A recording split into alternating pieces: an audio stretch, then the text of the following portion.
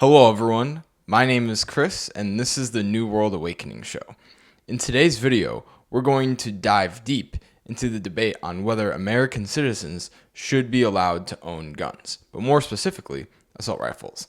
Ultimately, we'll be answering the question, do we really need guns?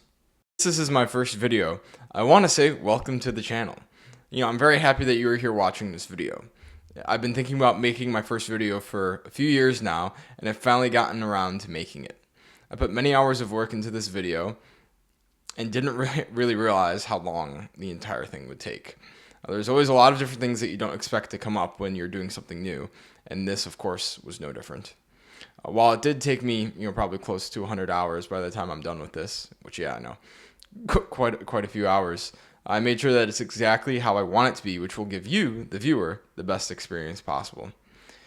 I'm all about making sure that the viewer is properly entertained. While this topic is a serious one that most people have quite strong opinions on, I try to make it light and humorous at times to release attention a bit. I can't be serious for that long. Seriousness though, I really do appreciate you taking the time to watch this video. I finally felt that with everything going on in the world, now is the time for me to release this video. I believe there are many world-changing events that are going to unfold this year, and that one of the main reasons that I was put here on this planet was to make these videos to help awaken people to what is really going on and not just accept what we've been told. While I've had the idea of making videos for about 3 years now, it is taking me this long to build up the courage to share my opinions to the whole world for everyone to see. Many of you who have known me for years will get to see the part of me that I've kind of been keeping to myself for a few years now. And if you don't know me, well then, I hope I make a good first impression. By the end of this video, you'll understand why it is taking me so long to finally go through with making this video and posting it. I'm here to give you the truth whether you like it or not. I know that some of you won't and probably won't watch this channel anymore, which of course I must accept.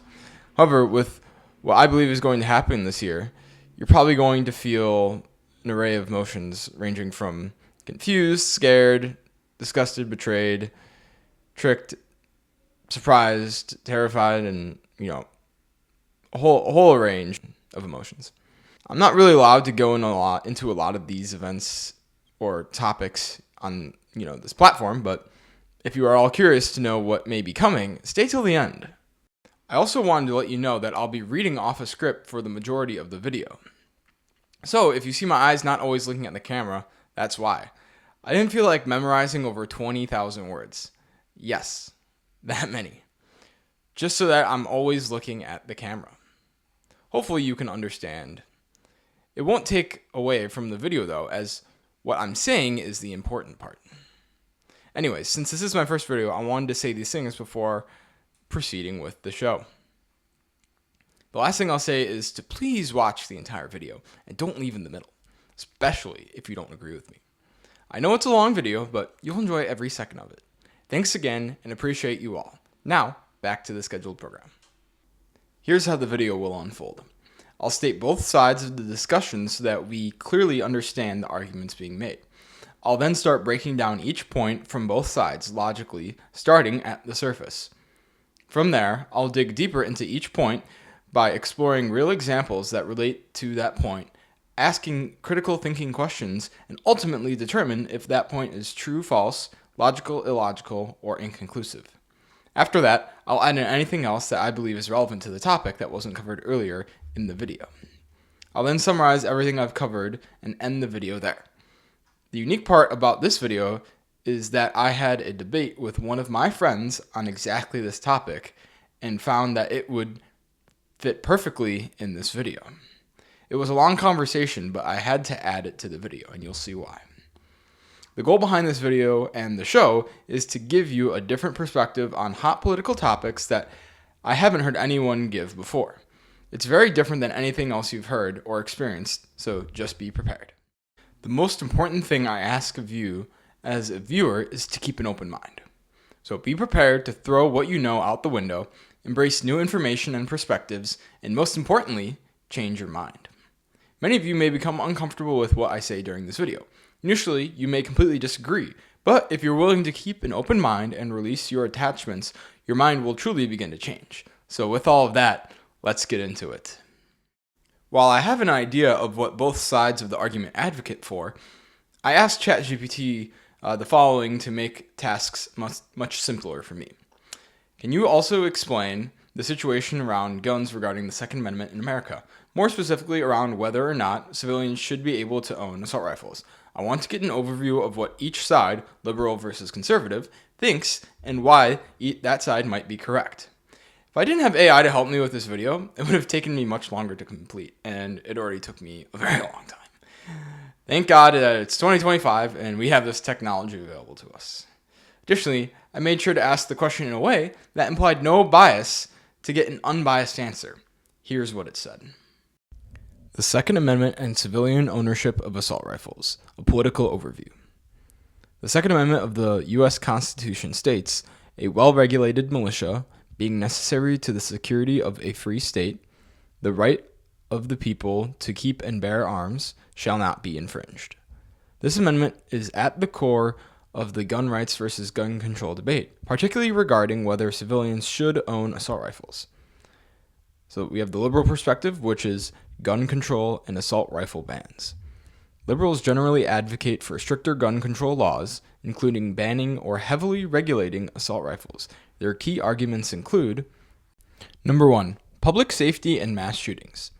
So high-profile mass shootings, some examples include Las Vegas, Sandy Hook, and Parkland, often involve AR-15 style rifles, leading to calls for banning these weapons.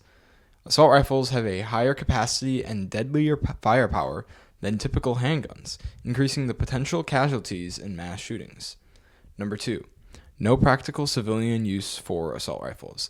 Critics argue that assault rifles are designed for war, not self-defense or hunting. While handguns and shotguns suffice for self-defense, AR-15 style weapons offer excessive firepower for civilian use. Number 3, the Second Amendment is not unlimited. The Supreme Court ruled that individuals have a right to own firearms, but also stated that some regulations are permissible. Just as machine guns and explosives are banned, assault rifles should be restricted to reduce gun violence. Number 4, success of assault weapon bans. The 1994 federal assault weapons ban correlated with a decrease in mass shootings. Countries with stricter gun laws, including Australia, the UK, and Japan, have far lower gun violence rates than the US. So some of the proposed policies from the liberal side. We have reinstating the assault weapons ban to restrict civilian access to high-powered rifles, universal background checks to prevent dangerous individuals from acquiring guns, red flag laws that allow authorities to temporarily confiscate firearms from those deemed a threat, and high-capacity magazine bans to limit rounds fired before reloading.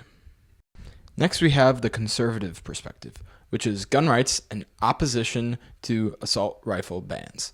So conservatives oppose restrictions on civilian gun ownership, including bans on assault rifles. Their main arguments include, number 1, the Second Amendment protects gun ownership. The right to bear arms is fundamental to the American liberty, preventing government tyranny. Gun rights advocates argue that banning any category of firearm violates constitutional freedoms and sets a dangerous precedent for further restrictions. Number 2, assault rifle is a misleading term. Many semi-automatic rifles, like the AR-15, function similarly to handguns, firing one bullet per trigger pull. Banning weapons based on cosmetic features, like pistol grips and barrel shrouds, does not reduce gun violence. Then number 3, self-defense and crime deterrence. AR-15 style rifles are used for self-defense, especially in rural areas where police response times are low. We also have firearms deter crime. States with higher gun ownership rates tend to have lower burglary and robbery rates. Number 4, banning assault rifles won't stop gun violence. Handguns, not assault rifles, are responsible for most gun homicides. The 1994 assault weapons ban had minimal impact, as shooters still used other firearms. Mental health issues, illegal gun trafficking, and gang violence contribute more to gun crime than legally owned rifles. And finally, number 5, the slippery slope argument. If the government can ban assault rifles, what's next? handguns, shotguns, hunting rifles? Gun bans in countries like Australia and the UK led to broad confiscation efforts, which conservatives see as government overreach. And some of the proposed policies from the conservative side are enforcing existing gun laws instead of creating new restrictions, improving mental health treatment to address the root causes of gun violence, expanding gun rights, such as allowing more concealed carry permits to deter crime, and harden schools and public areas rather than restricting firearms. Now, which side is correct? So why liberals might be right. Assault rifles are disproportionately used in mass shootings, and limiting access could reduce casualty numbers. Many other countries have successfully reduced gun violence by banning military-style weapons. The Second Amendment allows regulation, just as fully automatic weapons are restricted. And then why conservatives might be right. Gun bans don't necessarily stop criminals. Those who intend to harm may find illegal means to obtain weapons. Most gun deaths aren't caused by rifles, but by handguns, meaning banning AR-15s might not reduce overall gun violence. Finally, self-defense and deterrence are valid reasons for civilians to own firearms, and banning them could leave law-abiding citizens vulnerable. So the final thoughts. The debate over civilian ownership of assault rifles is deeply political, emotional, and complex. Liberals prioritize public safety and reducing gun-related deaths. Conservatives emphasize constitutional rights and self-defense. The best solution may lie somewhere in the middle, balancing reasonable gun control while protecting Second Amendment rights. So it's clear that both sides have many reasons as to why they think they're correct. There may be some points that have been left out, but I'm going to go with these for the video since they're the most popular reasons. For the rest of the video, I will be breaking down these points. Just before I do that, I have one more thing I must explain first. Now that I've addressed each side of the argument in today's world, we're going to get into the fun stuff. I'm going to walk you through the logical way that I think about this topic and how through logical thinking you can determine the correct answer. And yes, you can do this. Many of you believe that this is a matter of opinion, when, in fact, it's not. I know that this will trigger some of you, so be aware.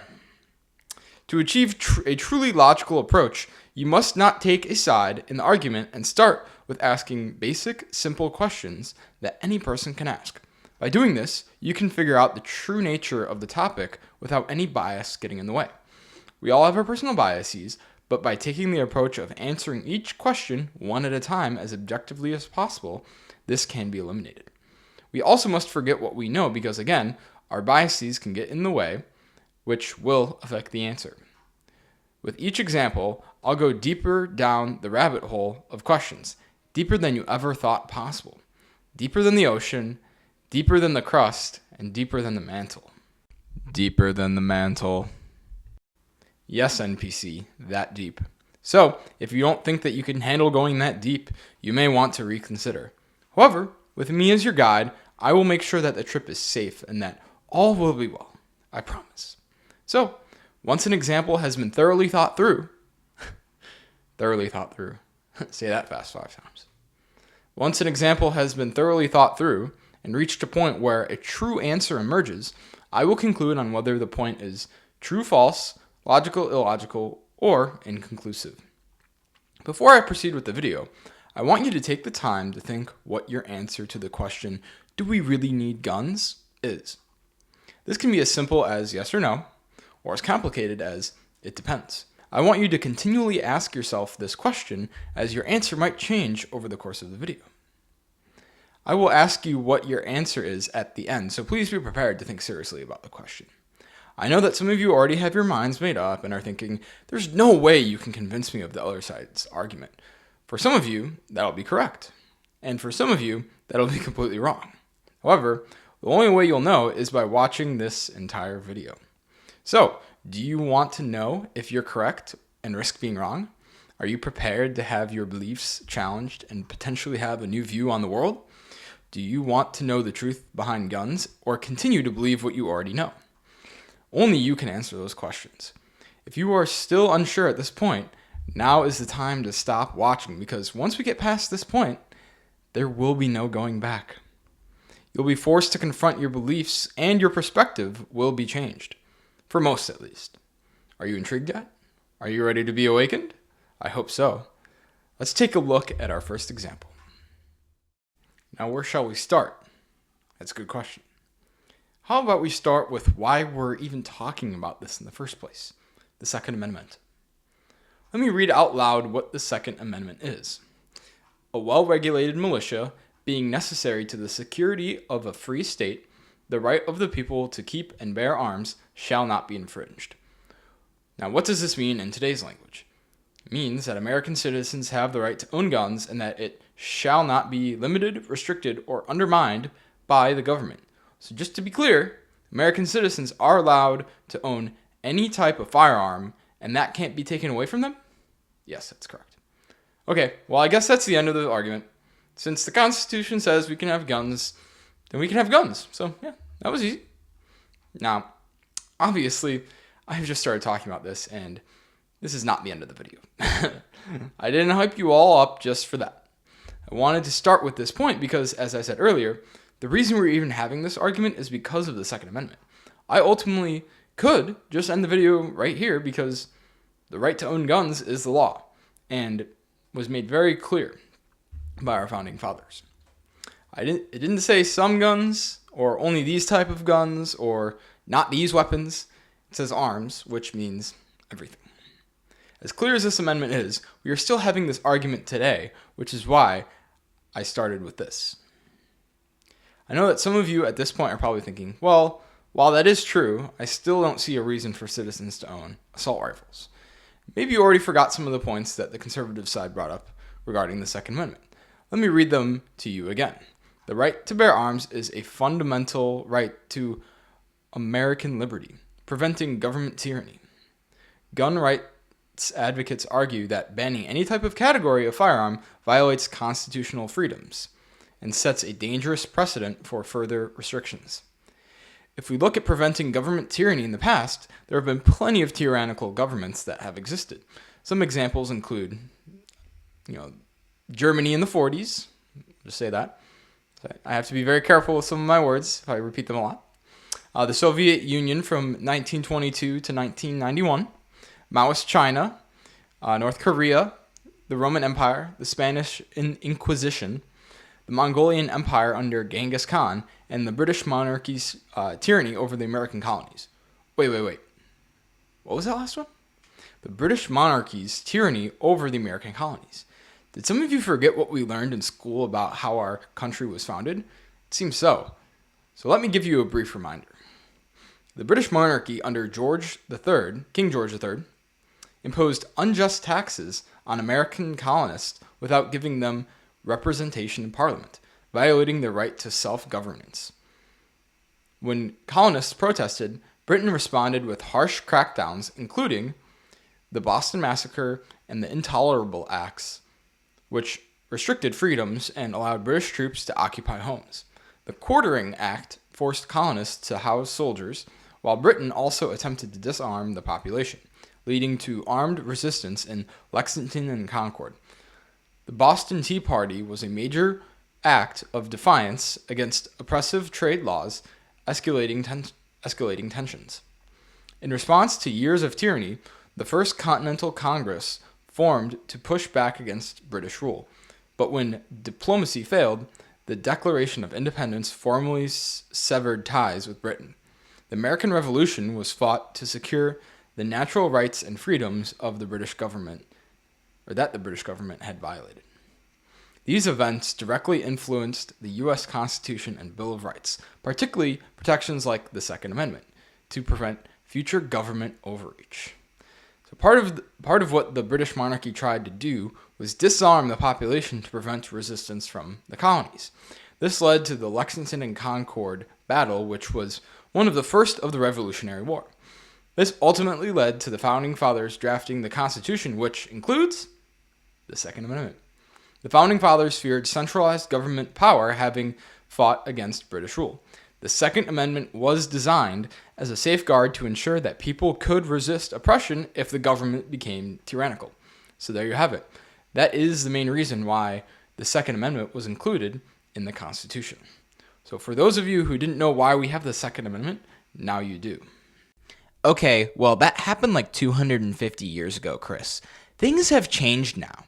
The Founding Fathers didn't have mass shootings or assault rifles back then. Banning assault rifles is the only way to stop mass shootings. I think we would know if there was a tyrannical government in America. Plus, it could never happen here. I mean, this is America. Ah, yes. The "it could never happen here" and the "I think we would know" reasons. Both very valid and credible. In America, we've never had the government do anything tyrannical, like threaten to take away people's jobs, shut down their businesses, and not allow people to go out in public if they don't do certain things that the government wants. That's never happened in America. But anyways, this is why the Founding Fathers included the Second Amendment in the Constitution. So now that I've covered the Second Amendment, I want to start by breaking down the liberal side of the argument first. I'll cover the conservative side's points later in the video. The first argument that ChatGPT came up with is around public safety and mass shootings. So the first point is, high-profile mass shootings often involve AR-15 style rifles, leading to calls for banning these weapons. Some examples are the Columbine High School shooting from 1999, Sandy Hook Elementary School, Las Vegas shooting, Sutherland Springs Church, and Uvalde school shooting. In all these examples besides Columbine, AR-type rifles were used. Additionally, between these listed examples, around 140 people died, including children, with plenty more who were injured. It really is tragic and heartbreaking that hundreds of people die each year from mass shootings that could have been prevented. Regardless of what side you're on, everyone agrees that mass shootings are terrible tragedies that should be prevented in the future. Like seeing 20 children die in a mass shooting really makes you sick to your stomach. That's 20 kids who never got to grow up and have a life because it got cut short by a mass shooter. We also can't forget about the parents of these children who never get to see their kids again. It's really sad to me, thinking about this. It's so sad. It happens way more often than it should, and we need to do something about it. That's why we need to ban assault rifles. Second point the liberals have is assault rifles have a higher capacity and deadlier firepower than typical handguns, increasing the potential casualties in mass shootings. By banning assault rifles, it makes it much more difficult for people who want to commit mass shootings to kill a greater amount of people in a short amount of time. If someone was using a pistol or handgun, it would be much more difficult to achieve a high number of casualties given that these weapons have less ammo per magazine and less deadly firepower. Therefore, by banning assault rifles, that would lead to less casualties in mass shootings. However, there would still be some people out there who want to commit mass shootings. But overall, these points make sense and are well-intentioned. The second argument is there is no practical civilian use for assault rifles. So number one, critics argue that assault rifles are designed for war, not self-defense or hunting. Number two, while handguns and shotguns suffice for self-defense, AR-15 style weapons offer excessive firepower for civilian use. So having a pistol or handgun for self-defense is more than enough. If someone is trying to harm or rob you, and they either have a knife, wielding an object, or no weapon on them at all, the difference between the person acting in self-defense, having a pistol, or an assault rifle won't matter. The person who is trying to rob or harm you will most likely back off since you have a gun. We all know that getting shot is not good. One thing I'll point out is that technically speaking, assault rifles can be used for self-defense given our laws. It might be a bit much, but ultimately, we do have the right to own these guns. I can tell you that there's plenty of things that most people think are excessive, but people still do them just because they have the right to. Additionally, if we take this one step further, there's also many other ways that one can defend themselves effectively without using a gun, let alone an assault rifle. Some examples include, but are not limited to, pepper spray, tasers, knives, batons, and even proper martial arts training. These types of weapons are much less destructive than a gun and don't have as much potential for death. They will still get the job done for protecting yourself if used properly, and the same goes for guns. These 2 points make sense. The third argument is that the Second Amendment is not unlimited. So the Supreme Court ruled that individuals have a right to own firearms, but also stated that some regulations are permissible. Just as machine guns and explosives are banned, assault rifles should be restricted to reduce gun violence. So most machine guns and explosives are banned federally since they cause a lot of damage. But you technically can still buy some of them legally. They're just strictly regulated. Most liberals would agree that assault rifles should be included in this category with these guns given their potential for high amounts of damage. Additionally, we also see that the Supreme Court said that some regulations are allowed. As I covered earlier, yes, there are limits to purchasing machine guns and explosives. However, using the argument that since we can have restrictions on the Second Amendment doesn't mean that reason alone is enough to justify completely banning assault rifles or even putting restrictions on them. This is a tough one to conclude on without letting bias get in the way, so I'm going to leave this as an inconclusive point. And so the final argument is the success of assault weapon bans. So the 1994 federal assault weapons ban correlated with decrease in mass shootings, and countries with stricter gun laws like Australia, the UK, and Canada have far lower gun violence rates than in the US. According to statistics and evidence, these statements are correct. We have seen that countries with stricter gun laws have far fewer gun violence rates compared to the US.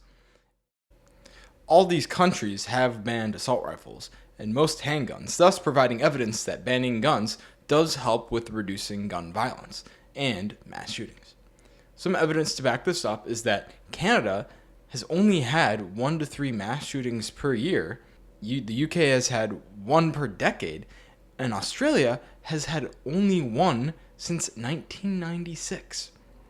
Regarding the 1994 federal assault weapons ban, there have been some studies that show it did work, but there's also some studies that suggest inconclusive or limited impact during that time period. While the data may be inconclusive in America, we do know that in countries where there are no assault rifles, we see a decrease in mass shootings and deaths. Therefore, this reason can be seen as valid and true. So these are all the arguments and points that the liberal side advocates for why the US should ban assault rifles. If we look at these arguments at face value, the only 2 that could be considered inconclusive is the Second Amendment is not unlimited and the federal assault weapons ban. All the other arguments are valid and true. While these are the main reasons why people want to ban assault rifles, not everyone on this side completely agrees with all these reasons. However, the final point that I will address for the liberal side is that we need to do a better job of enforcing universal background checks, which will make it more difficult for mentally unstable people to acquire assault rifles. By doing this, we will see a decrease in the amount of mass shootings that happen in the US. So overall, my conclusion is that it makes sense as to why someone would take the liberal side of this argument based on these points at face value, given they all make sense and are mostly valid reasons for banning assault rifles. While these reasons sound great and even make sense, do they logically make sense? So I'm going to get into the logical thinking behind these reasons, but first, let me explain my process. So in order to think about some of these points logically, one thing I'll be doing throughout the video is having these thought exercises. The way I go about these thought exercises is by asking a series of simple questions, coming up with simple answers, and then seeing where it takes me. If you don't have or seem to have enough evidence to truly understand something, doing these thought exercises can actually lead you to the correct answer as long as you remain unbiased and logical.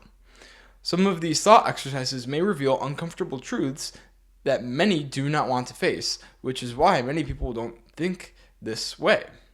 However, I'm a bit different. I do these thought exercises with any topic that comes my way, and the bulk of this video is all my thought exercises around this topic. This is not a conventional way of thinking, so many of you may not understand the purpose of these thought exercises initially. If I wanted to, I could reveal the truth behind these thought exercises. The only problem with that is I may potentially lose my credibility if I outright say what I believe is the truth. Even if I say some of the craziest things that you've ever heard, there will be some of you who go, "Oh yeah, I totally believe that." But for most of you, the thought you most likely have is, "This guy is crazy." And to be honest, I am a bit crazy. But at least I'm self-aware enough to know that I am. The main purpose of this video and my channel is to help awaken people who are still asleep. Many of you don't even realize that you're asleep, but I can assure you that you are. My hope is that by the end of the video, you start to hear the alarm clock that's been going off for some time now. I'm going to encourage you to think critically about what I'm telling you with these thought exercises and see the true nature of this topic. Are you ready? Let's begin. Now that we've done the face value analysis of the liberal side, what happens if we start asking some consequential questions about banning assault rifles? The liberal view is that banning assault rifles equals less mass shootings, which equals less deaths. There's not much, if any, consideration for potential problems with banning assault rifles. With any decision we make, there are potential benefits and drawbacks. For example, if I decide that I want to go out and get really drunk tonight, there's going to be some benefits and drawbacks to that decision. The benefits are that I'll start feeling relaxed and euphoric from the dopamine release, reduced social anxiety, increased confidence, and stress relief, to name a few. I've gotten drunk plenty of times in my life, and I absolutely love the feeling I get from being drunk. However, as most of us know, the next morning is usually pretty terrible. And some of these negative effects include, of course, a hangover, liver and brain damage, emotional instability, poor sleep quality, potential addiction, weight gain, and more. As much as I enjoy getting drunk, the hangovers have been getting worse. They were still bad before, but getting worse. After weighing the benefits and the drawbacks of drinking, I've decided to completely stop drinking and doubt that I ever will in the future. Ultimately, I realized that while getting drunk is really fun, the long-term health risks and how I feel the next morning are just not worth it. In the short term, drinking doesn't seem that bad, but long term, the negative health effects are detrimental, making drinking one of the worst decisions you could make health-wise. While most people who drink are aware of the negative health effects, let's use another example that has some nasty long-term health effects that most people don't know about who take it. I'm talking about ibuprofen. Surprised? I was too when I learned about the long-term effects. Ibuprofen is generally used for pain relief for headaches, migraines, muscle soreness, back pain, and post-surgery. It also reduces inflammation and fevers. However, if you are taking ibuprofen frequently or in high doses, this could lead to chronic stomach issues, kidney and liver damage, heart attack risk, and GI bleeding. I've never thought that there were such drastic long-term health effects to taking ibuprofen until I started looking into it. I bring up these examples because while banning assault rifles to prevent mass shootings in the future sounds great to some, there could be some unforeseen drawbacks that are much worse than what the benefit would be. What could those be, Chris? I'm glad you asked, NPC. So let's start with the question, what would banning assault rifles actually do? So let's forget about what has happened in foreign countries and take a simpler route. Banning assault rifles would do several things. One, it means that people won't be able to buy assault rifles anymore. So let's just stop there. Simple question, simple answer. Now, here's where the breakdown starts. Based on that simple answer, I'm going to determine if that answer is absolutely true. Most people aren't going to think much more than it means that people won't be able to buy assault rifles anymore, because at the surface, it seems like a fine answer. However, there's a lot more that can be done to break down this seemingly simple answer to a more accurate and concise one. The first thought that comes to my mind is that by the government banning assault rifles, it means you won't be able to buy guns legally. Aha! While this may seem like a minor detail, it is actually very important. So the answer to that question now becomes, it means that people won't be able to buy assault rifles anymore legally. Now, What does that entail? We can figure this out by taking the reverse of that answer. In this case, we get people will be able to buy assault rifles illegally. Now we're getting somewhere. If we look at that original statement of people won't be able to buy assault rifles anymore, we can now say that that statement is incorrect since we determined that buying assault rifles illegally is still an option. And since I've established that assault rifles would still be possible to buy illegally with an assault rifle ban, the next question I ask myself is, would banning assault rifles actually reduce mass shootings? I would say so, given that no one would have assault rifles. Well, haven't you heard that people can get things illegally? Wait, really? They can? Yes, I know, it's crazy. Just because something is made illegal doesn't mean that people won't do it. That's also shocking.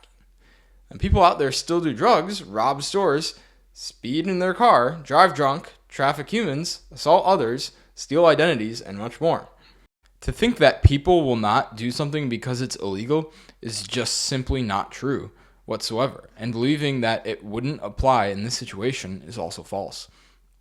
The fact is that about 10% of all guns that were used in mass shootings were purchased illegally. Now, while that's only 16 times out of 151 from 1982 to 2024, this still shows that making assault rifles illegal won't completely prevent mass shootings. Additionally, banning assault rifles doesn't prevent people from committing mass shootings. Banning assault rifles is just an obstacle for these people to make it more difficult. For example, they could just use other types of guns, including handguns, rifles, shotguns, etc. If we know that people will ultimately use those guns for mass shootings in the future once we ban assault rifles, we should also just ban all guns along with it. It only makes sense to prepare for future problems. Hey, isn't that the slippery slope argument that the conservatives brought up? Yeah, but it makes sense to do it now instead of later. Why wait until people are already dying from mass shootings using non-assault rifle firearms? You do know that people die from all other weapons too, right? Yeah, but we just need to stop mass shootings. You just don't understand. Whatever you say. Okay, I have a question for you all. Is there anything that has been made illegal but people still try to purchase? The first thing that comes to my mind is drugs. Everyone knows that drugs are illegal, yet people who want them will still buy them illegally. We also have plenty of other examples, including prostitution, guns, yes, guns, counterfeit goods, certain types of animal products, and more.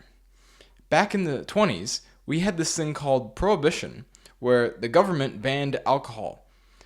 Do any of you remember what happened during Prohibition? I can tell you this, the demand for alcohol did not disappear. There was an increase in organized crime given that now gangs oversaw the alcohol market, which led to more violence between gangs. Homemade alcohol production increased, leading to unsafe and sometimes deadly products. Corruption increased, homicide rates skyrocketed, the government lost an estimated tax revenue of $11 billion, and that was back in the 1920s. Do any of those things sound good to you? I think not. Do you know what people thought would happen before Prohibition? Well, according to ChatGPT, people thought it would solve many of society's problems, including decreasing crime, improved health, more productive workplace, stronger families, and saving money for the government. And what actually happened? The exact opposite. Isn't that funny? So, does making something illegal to buy deter people from buying it and make society better? History tells us otherwise. Let's ask some more broad and general questions on this topic to see what else we can figure out. The next big question I have is, why do we want to ban assault rifles? And what I mean by that is, what is the goal behind banning assault rifles? We all know that the liberal side of the argument is against assault rifles since they are used in mass shootings, but why do we want to stop mass shootings? The answer to that question is to save lives, or at least I hope that's the answer for most. Many people die unnecessarily from mass shootings, and preventing those deaths would be a great thing. I totally agree with this statement, and I'm all for preventing as many unnecessary deaths as possible. This then leads to a whole new question, which is, how can we prevent as many unnecessary deaths as possible? When we ask this question, the area of focus is not solely on assault rifles anymore, and instead on all unnecessary deaths and saving lives in general. Let's start by looking at deaths that occur just within the weapons homicides category. If the main reason behind wanting to ban assault rifles is to save lives and prevent unnecessary deaths, do you care about the fact that a lot of people are dying in a short period of time, or do you care about the amount of people that are being killed by these guns? For me, it would be the amount. Okay, now, wouldn't it make the most sense to ban the type of gun that is causing the most deaths? Yes, it would. So if you had to take a guess, what type of gun is responsible for the most deaths via homicides? Assault rifles? Nope. According to FBI data from 2015 to 2019, it's handguns. Okay, so by this logic of wanting to save the most lives, the first type of gun that should be banned is handguns. But wait, there's a much higher percentage of people who want assault rifles to be banned over handguns. That doesn't make much sense by this logic. Shouldn't more people want to ban handguns over assault rifles? They should, but that's clearly not the case. So then why do they want to ban assault rifles then? Because mass shootings. Okay, well, maybe assault rifles don't cause the most deaths for a firearm type. I'm sure that they're probably the second most common firearm, right? The second category is firearms, which means the type is unstated, meaning we don't know. Some of them could be assault rifles, but also anything else. This one is inconclusive, so we'll move past it. Okay, well, what about the third? Yes, assault rifles killed the third most by a firearm type. You could say that they're technically second, considering firearms was the second category. Now that we have the order, I'm curious what the exact numbers are for both. Oh wow, it looks like if you take the average amount of homicides from each category from 2015 to 2019, handguns come out to be 6,615 deaths, and assault rifles is 315. Percentage-wise regarding firearms, we get 64% and about 3%. That means for every person who gets killed by an assault rifle, about 21 people die from handguns. Now, that's a pretty big difference there. Now I'm honestly more confused on why people are trying to ban assault rifles over handguns. Just wait, it actually gets even more confusing. So since there are homicides that happen using other types of weapons, what happens if we include all weapons and not just firearms? I'm sure assault rifles are still second, right? You wish. The correct answer is knives or cutting instruments. I guess that makes sense since knives are very easy to come by, and if we look at the numbers, we see that the total comes out to be 1,544 at 10.61% for all homicides, whereas assault rifles are at 2.16 for all homicides, not just in firearms. So that means there are close to 5 people murdered by a knife compared to 1 by an assault rifle. That's another pretty big difference. How come we never hear about banning knives if that's the case? At this point, I'm sure assault rifles come in third after knives. They must be. We're not quite there yet. Before I reveal the next weapon type, take a guess at what you think it might be. So, the correct answer is personal weapons. Now, what is considered a personal weapon, you may be wondering? A personal weapon classifies as hands, fists, and feet. So you're telling me that body parts account for more deaths than assault rifles? Yes, that's what I'm saying. The data says that personal weapons outnumber assault rifle deaths by 2 to 1. That just can't be right. Well, that's what the data says. So logically, that would mean that we should be banning our body parts before we start banning assault rifles.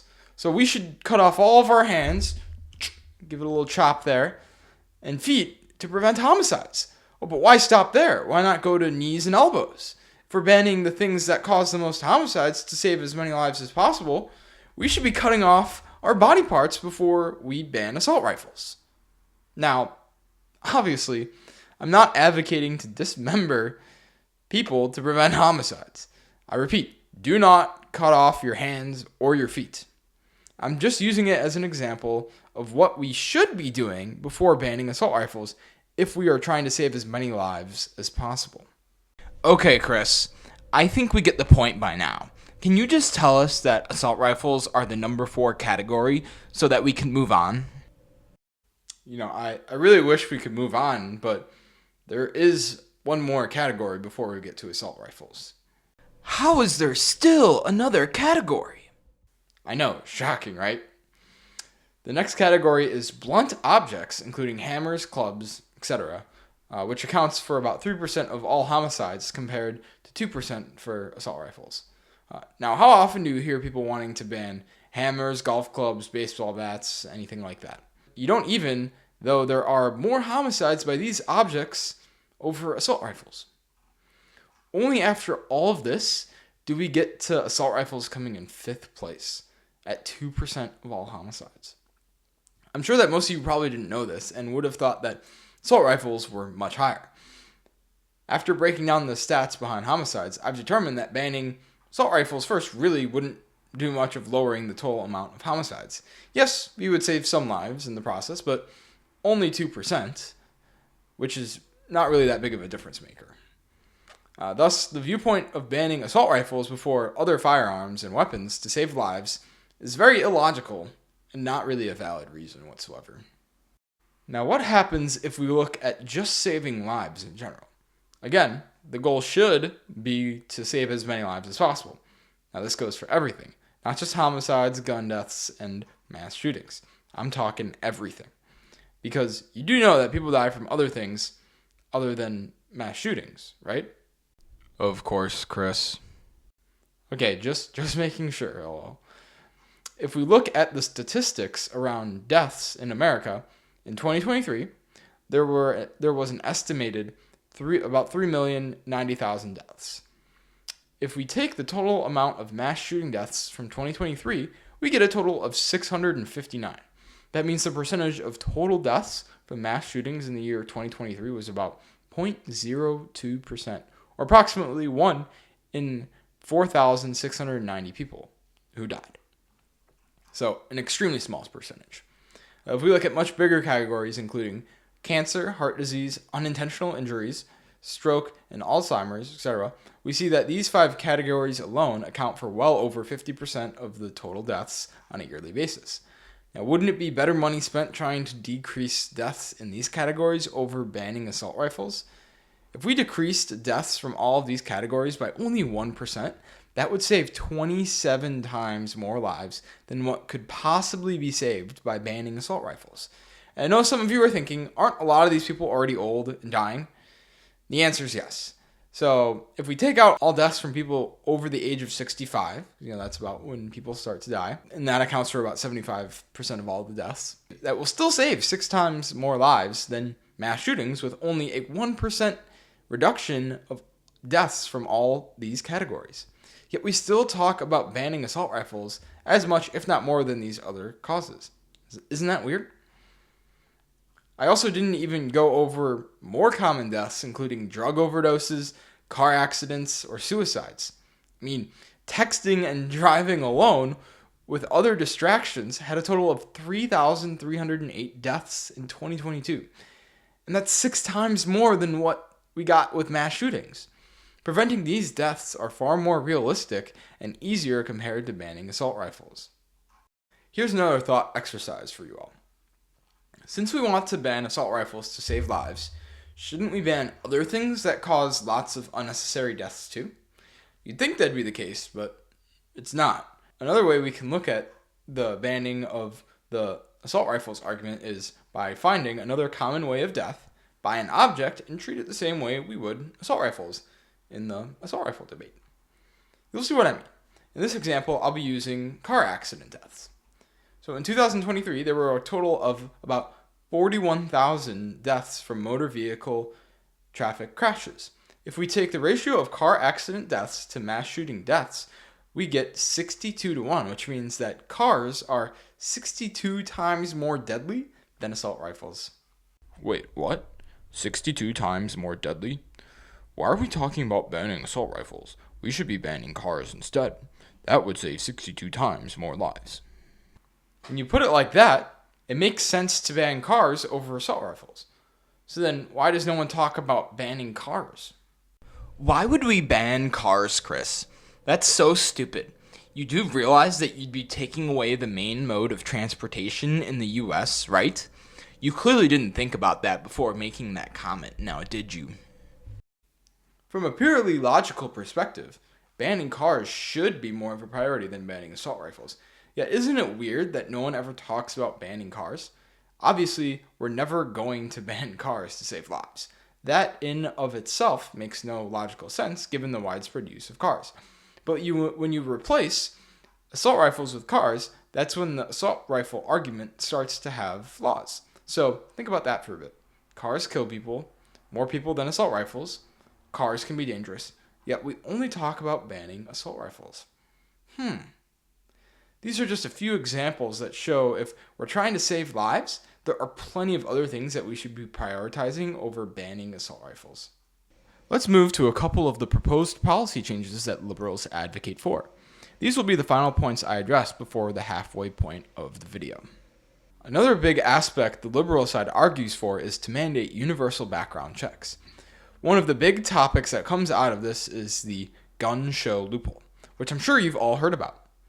I've personally heard a lot about it and how we need to have more background checks and that gun shows are the main problem, but I've never done a deep dive on the entire issue. It feels as though the gun show loophole is a scapegoat for how people obtain guns illegally, and since this is a big part of the entire argument, I wanted to get to the bottom of it and see if this was true or if there's more to the story.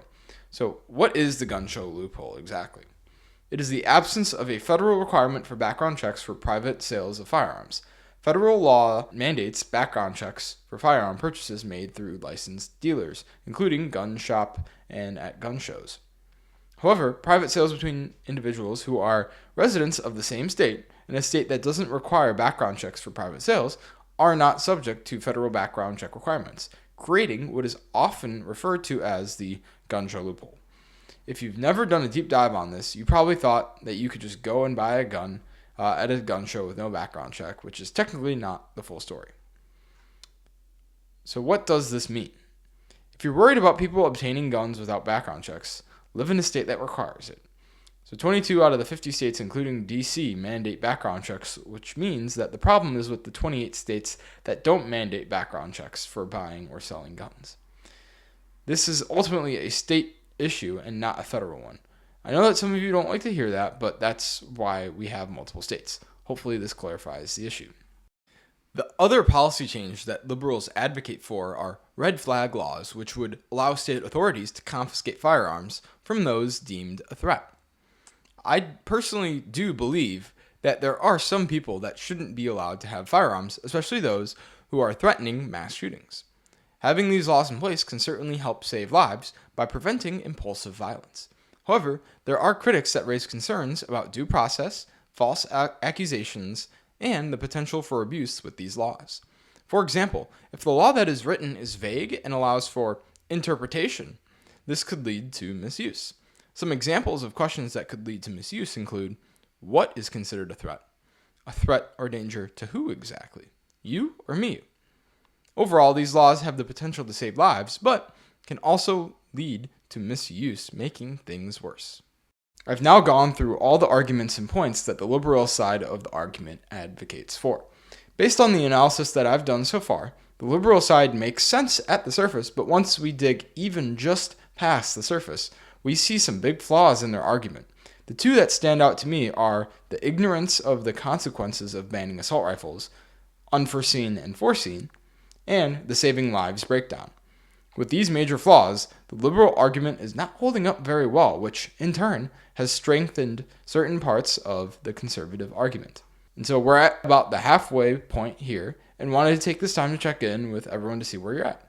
How has the video been so far? Have you learned anything new? Has your opinion changed since the beginning? Has your opinion stayed the same? Anything surprise you? Do you have an answer to the question, do we really need guns? So take this time to answer these questions, and if you need to pause the video, please do so. Now, while I've covered a lot so far, we're only halfway done. I've spent most of the video covering the liberal side, and now feels like a good time to review the conservative side. So let's continue. So similar to how I broke down the liberal side, I'll do the same for the conservative side. So here's the first point of the conservative argument. The Second Amendment protects gun ownership. So the right to bear arms is fundamental to American liberty, preventing government tyranny, and gun rights advocates argue that banning any category of firearm violates constitutional freedoms and sets a dangerous precedent for further restrictions. So as I stated in the beginning of the video, the Second Amendment says that American citizens are allowed to have guns.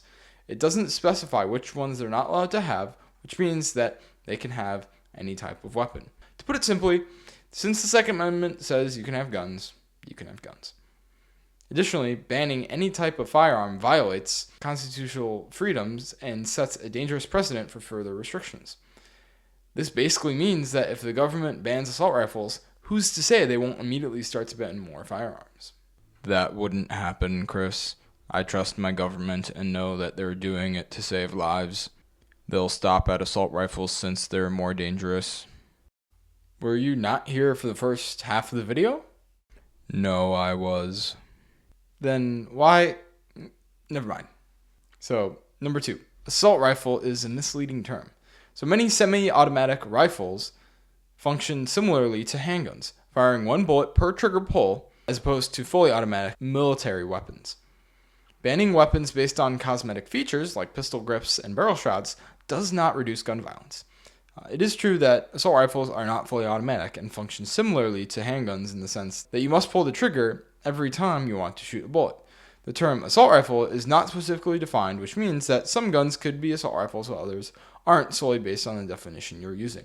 However, as liberals argue, assault rifles do have the potential to cause more damage than handguns, given firepower and magazine capacity. I would agree that cosmetic features do not reduce gun violence, given that the gun, regardless of its features, is still able to cause violence. Number 3, self-defense and crime deterrence. So, AR-15 style rifles are used for self-defense, especially in rural areas where police response times are slow. Firearms deter crimes. States with higher gun ownership rates tend to have lower burglary and robbery rates. Here's another point that the conservative side addresses that the liberal side does not. Since it takes a while for police to respond to calls in rural areas, having an assault rifle is a great way to defend yourself to hold off any potential robbers or trespassers who may cause harm. Sure, you can accomplish similar results with other types of firearms, but keep in mind that these guns are staying in the residence and not being taken out into public. If those guns are only used when someone is breaking in or trespassing and not being taken out into public and just sitting around, what harm are they doing? You do risk the chance that someone may use this for a mass shooting, but what percentage of the population is not using assault rifles for mass shootings? Is it 90%? 95%? 99%? After looking at multiple sources, the amount of assault rifles in America is in the range of 20 million to about 44 million. For simplicity, I'll use 25 million assault rifles for the calculations. The amount of mass shootings that occur on a yearly basis is around 30 to 40. So, if we divide 25 million by 30 or 40, what do we get? The correct answer is around 99.9998%. Another way of saying that is about 1 in 1 million, or closer to 1 in 800,000 if we're being specific. That seems like a very low number. Agreed. 1 in 1 million is quite low. What if we compared that to deadly car crashes and number of cars in America? The number of cars is around 285 million, and the amount of fatal car crashes comes out to be around 43,000 a year. That percentage is 99.985%, or about 1 in 7,000. Still very low, but about 120 times more likely than someone committing a mass shooting with an assault rifle. I ask again, why is no one talking about banning cars? As I figured out that the odds for an assault rifle owner committing a mass shooting is close to 1 in 1 million, a thought came to my mind. What are some other things that have odds of 1 in 1 million? I was curious to know, so I asked ChatGPT. Some of them shocked me. The ones that stood out to me were getting hit by lightning, which is 1 in 1.22 million, dying from an asteroid impact over your lifetime, 1 in 1.2 million. Yes, an asteroid impact. I know, shocking. Dying from food poisoning, 1 in 1.1 million. Dying from a flood, 1 in 1.17 million. And becoming a movie star, 1 in 1.19 million. What's the point you're trying to make, Chris? Well, from these stats, it sounds like we should be as worried about an assault rifle owner using their gun for a mass shooting as we should be getting hit by lightning. And how worried are you about getting struck by lightning? Yeah, I didn't think so. The second point of self-defense and crime deterrence is higher gun ownership rates tend to have lower burglary and robbery rates. I was curious to know if that claim was true or not, so I did some digging. The evidence I found seemed to be inconclusive or even leaning towards the opposite scenario. It doesn't seem as though comparing these two variables alone can show very much of anything and is more complex than just that. Hey, this would be a perfect time to do a thought exercise so we can get a better idea of determining if that claim is true or not. So before the thought exercise, I just wanted to say that if you like It's Always Sunny in Philadelphia, in Season 1, Episode 9, they do a great job of showing both sides of the gun debate. It's a really funny show and episode, and so I'd highly recommend it if you're interested. Anyways, here's the thought exercise. We're going to put ourselves in both high and low gun ownership situations and imagine what would happen.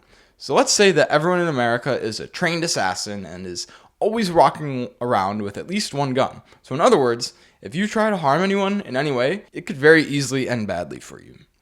So with that in mind, how likely do you think you'll be to want to go and rob a store?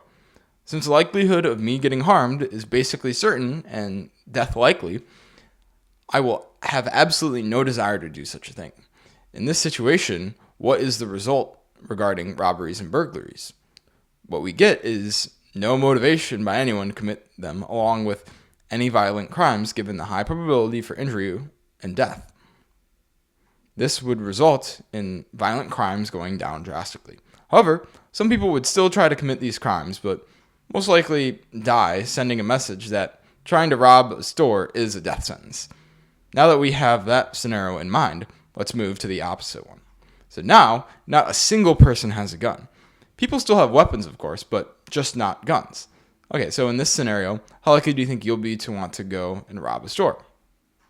So if I wanted to rob a store and knew that nobody had a gun on them, I would go in there with a dangerous weapon and hope that the other person doesn't have a more dangerous weapon. Now, if I was a man, which I am, but if you aren't a man, imagine the robber is a man and the person behind the cash register is a woman. If only the man had a weapon, what's the likelihood that the woman is going to be able to hold off the man? Probably pretty low. So if I was a man who wanted to rob a store and the person working there was a woman, that's what I would look for to get the highest probability of success. The result of this would be more robberies towards women and potentially more robberies in general. Now, which one sounds better to you from a safety standpoint? Personally, I'm going with the everyone is an assassin example. While these are the two extremes of this argument, it is very telling that, in fact, having high gun ownership could be correlated to lower robbery and burglary rates. If we don't do these thought exercises to get a better idea of the situation, we will remain clueless, continuing to believe what we've always been told. So let's move on. Number 4, banning assault rifles won't stop gun violence. So handguns are responsible for most gun homicides. The 1994 assault weapons ban had minimal impact as shooters still used other firearms, and mental health issues, illegal gun trafficking, and gang violence contribute to more gun crime than legally owned firearms, or rifles. I've already discussed the first 2 points, so I'm just going to skip those 2. As it relates to gang violence, who are violent users of guns, most of the guns are obtained illegally. So tell me again how banning assault rifles is going to prevent mass shootings. Based on the Prohibition example, it could lead to gangs controlling the underground market for assault rifles. Now, does that sound like a good idea to you? I don't think so. Also, how often are mass shootings committed by people who have mental health issues? Quite a few from what I can recall. We know that the liberals' solution is to increase background checks, but as I explained earlier, people can still obtain guns illegally as a workaround. I'll talk more about mental health later. And finally, number 5, the slippery slope argument.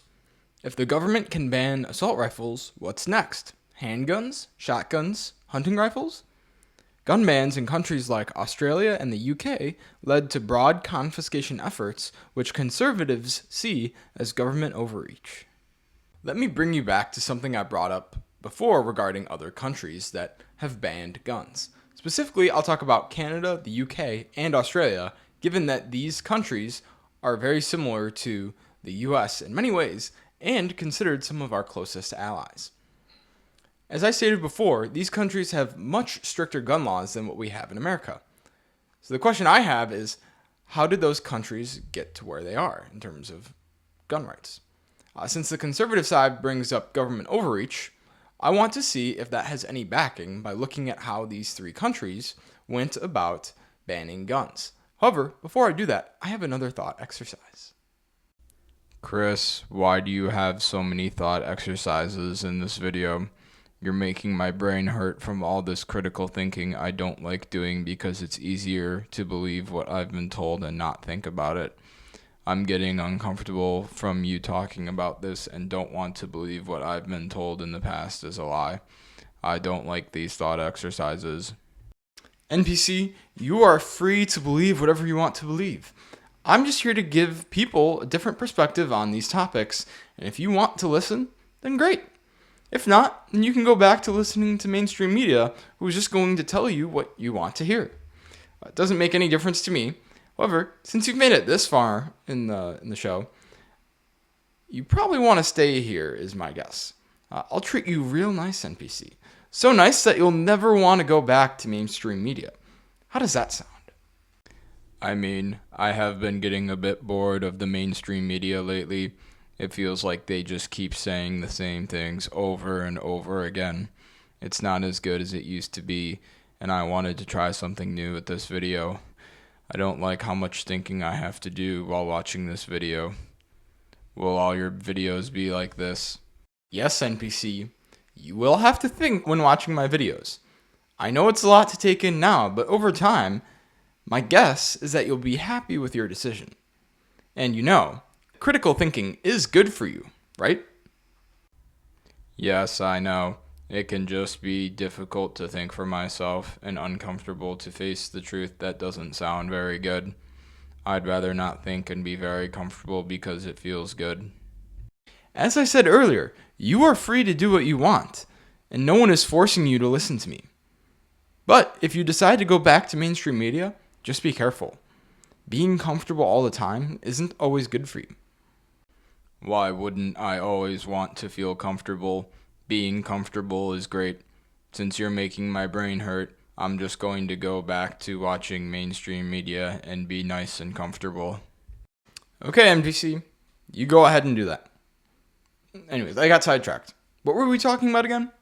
You had another thought exercise for us.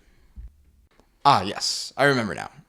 Before I review the history of banning guns in Canada, the UK, and Australia, I want to walk through the process of how an authoritarian government would go about banning guns in a logical way. So let's just say, hypothetically, I'm a dictator of a country. The citizens don't know this, and I want to keep it that way. I like to rule behind the shadows so that no one knows it's me running the country. I even have a fake dictator to fool everyone into thinking that he's the real dictator. I did want to use a pic of the dictator from the movie The Dictator for comedic purposes, but given the rules here on YouTube, it's probably not a good idea, as this video might get taken down, and I don't really want that to happen. So you'll just have to look at me instead. So let's think. If I was an authoritarian government, what would I do? The first tactics I would do would be suppress political opposition, control over media, and censorship, spy on the civilians through surveillance, restrict civil liberties, militarization, and manipulation of education and history. So let's look at restricting civil liberties and see how it relates to guns. So since I'm a dictator, I definitely don't want the citizens to have guns. I know that they will not be happy with me because I want to make them my slaves. If they know that I'm trying to make them my slaves, they'll probably try and kill me with their guns. Well, I still want them to be my slaves without them knowing, so it sounds like I have to somehow take away their guns without raising suspicion. How do I do that? The two best ways would be to ban guns and confiscate them, or convince them to give up their guns. But I can't just ban guns outright with no reason. That will cause them to realize that I'm probably a dictator, which I don't want them to know. So, how would I do this without them knowing that I'm the one who wants to ban the guns? I mean, if the citizens came up with the idea to ban guns, that would be most ideal because then it won't come back to me. I like the sound of that. Now, how do we get them to think it's their idea? What they'll need is a reason to want to ban guns. So, we just need to give them a reason. But, wait. Now, how do I create a reason without the citizens realizing that I was the one who created the reason? Another good point. That's a tough one. I'll have to think about that. I know one thing for sure, and that's the citizens can't know what I'm up to because if they find out, they'll probably want to try and kill me with their guns. I think I got it. How do normal people stay informed on current events? I believe that's called the news. But wait, don't I have the power to decide what's on the news since it's my country? It's your country, so yes. It sounds like we need to censor and control the media. Oh hey, that's another trait of an authoritarian government. Let's dig into that one. How do I go about gaining control over the media? Just ask ChatGPT.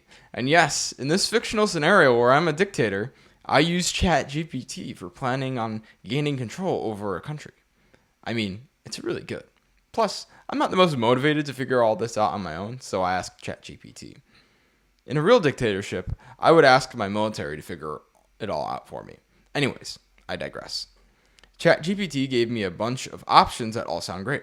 Some examples include state ownership of the media, censorship laws and regulations, intimidation and harassment of journalists, propaganda, surveillance, and self-censorship.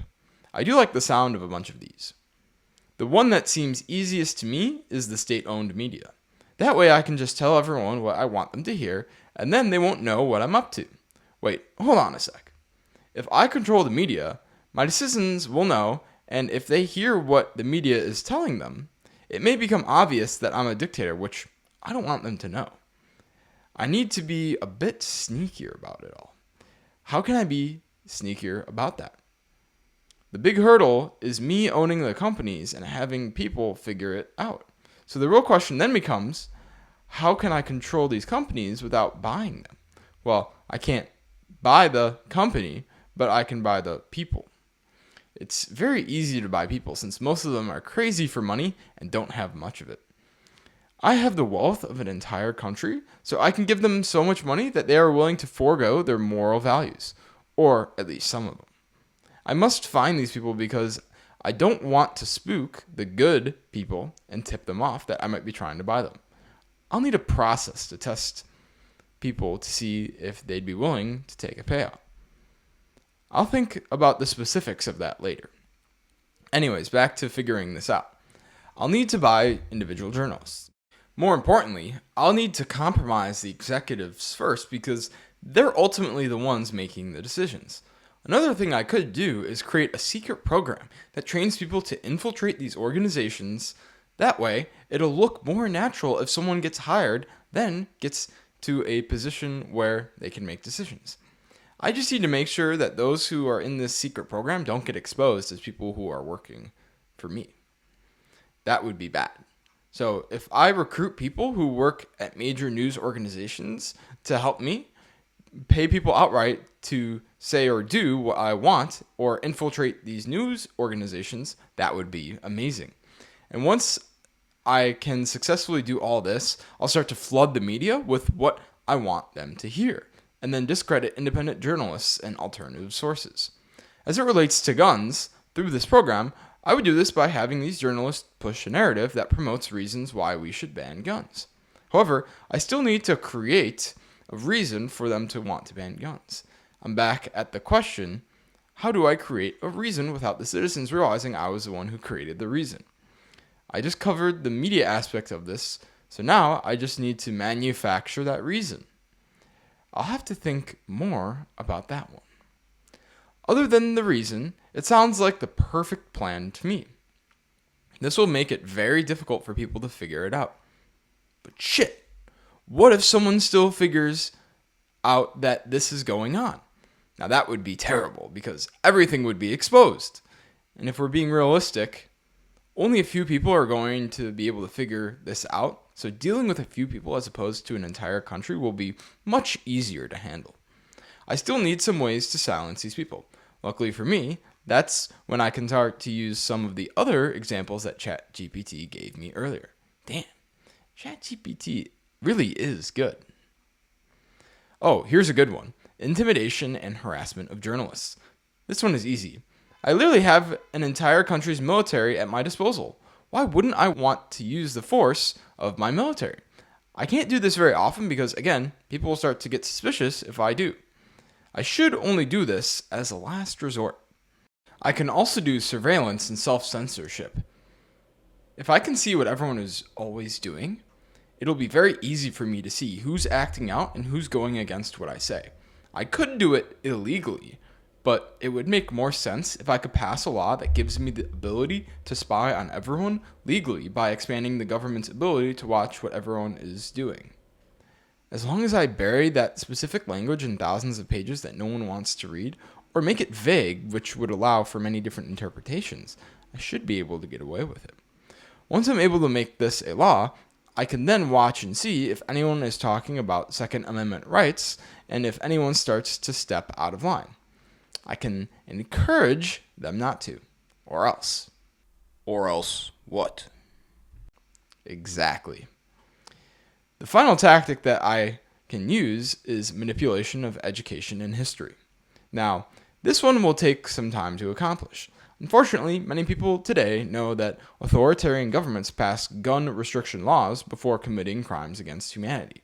Yeah, I definitely can't have the future generations knowing this information. If they were taught this in school and then saw people on the news saying that we should ban guns, they'll probably figure it out. Since I have control of the education, I'll need to change the curriculum to exclude that information. Parents are so busy these days, they don't pay much attention to what their kids are learning in school. The administrators will go along with it since I can infiltrate them too with my secret program. Then the teachers will follow along. Once these kids become adults, they'll have no idea about the past and become susceptible to adopt my laws about banning guns. I wish I could do this quicker, but this is a sacrifice I must make since I want to be an effective long-term dictator. I want to be here for a long time. Alright, so those are some examples of traits that an authoritarian government would have while relating it back to banning guns. These are obviously just examples of what it might look like if a country is being controlled by an authoritarian government. Hopefully, having this information will help you determine whether your country is or isn't an authoritarian government. As I showed in this thought exercise, there's lots of different ways that an authoritarian government can subtly take over a country without the citizens knowing.